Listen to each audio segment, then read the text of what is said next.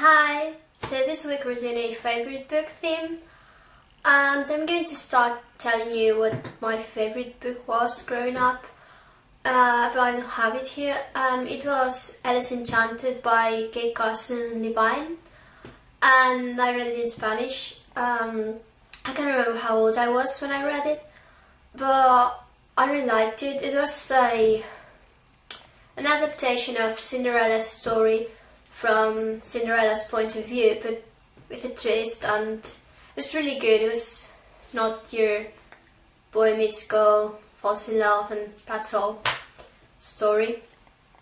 And that's my favourite book until, I don't know, just for a really long time. And my other favourite book or book series while I was growing up were the Harry Potter series.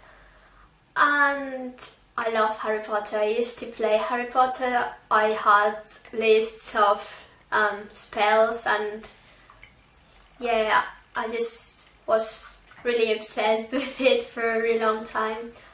And I read them in Spanish because I don't know how old I was when I read the first book, but maybe 9? Yeah, and I didn't know English back then, or like enough to read a book. And I now own them in English too, but I haven't gotten around to read them on.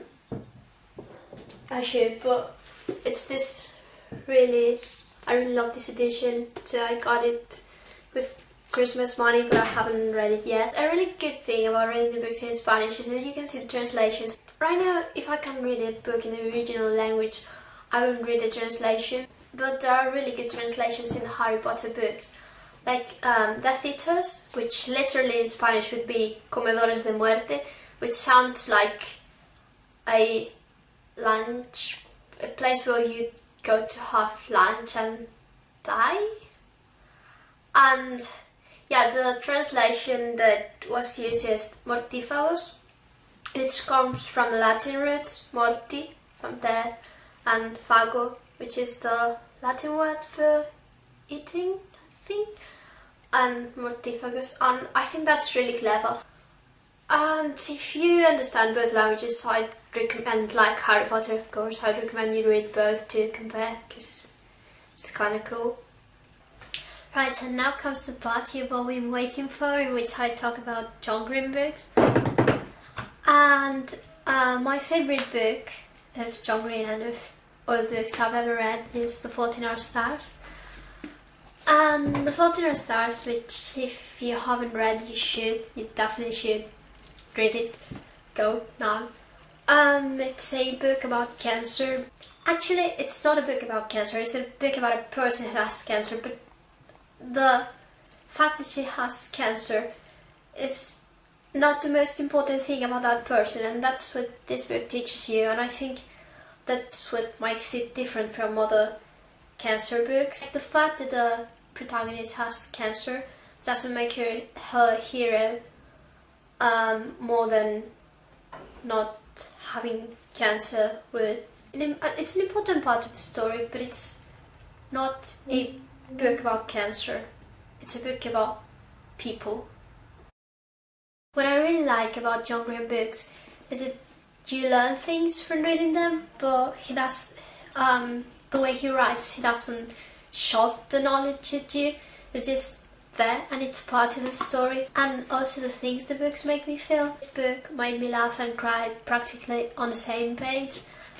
And another thing I really like about John Green books is that you can read them at different levels. Like, you can read the story and just the story and that's it, or you can read more into it and look for themes and metaphors, and there's going to be many, but you don't have to actually try to understand the metaphors to understand the book at the story level. And I really like that, because you can just read it and you have the story, and you can like get more into the book, and there's more for you to explore. And this was the first one of his books I read. Then I read all the other ones except for Paper Times, which I have yet to read. And in Bea's video she talked about Looking for Alaska. I liked Looking for Alaska, but I was expecting much more of it. Before I read it, I saw on Tumblr, I think, because what was going to happen. So I guess I didn't enjoy the book as much because of that. And also because of the quotes. I had read lots of quotes from that book in Tumblr. So I think that kind of spoiled the book for me. So yeah, I guess that's it for my favourite books. And I really like Bea's reviews. I haven't read any of the books she talked about, but I really want to, and I'm looking forward to seeing what the other girls' favourite books are. Bye!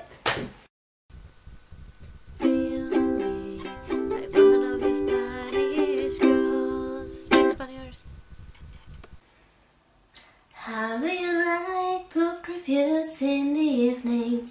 I like